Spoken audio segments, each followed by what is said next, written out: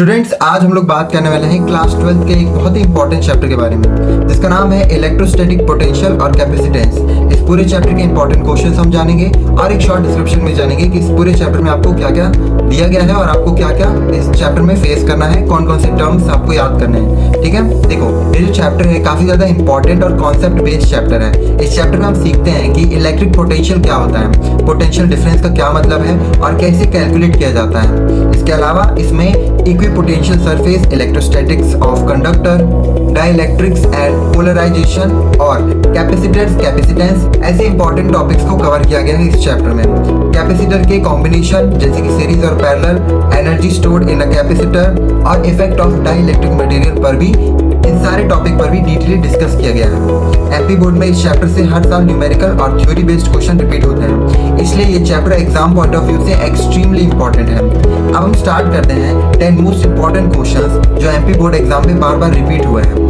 देखो, सबसे पहला क्वेश्चन है define electric potential and derive an expression for the electric potential due to a point charge. Question number 2 है what is an equipotential surface, explain with the help of a diagram.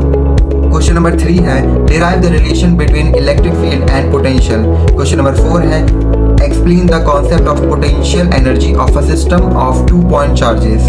Question number 5 है what is a capacitor, derive an expression for the capacitance of a parallel plate capacitor. Question number 6 है बच्चों explain the effect of a dielectric medium on the capacitance of a capacitor.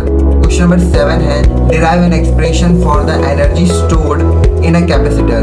Question number 8 है बच्चों write the formula for the equivalent capacitance when capacitor are connected in series और parallel दोनों का। Question number 9 है state and explain the principle of Van de Graaff generator का।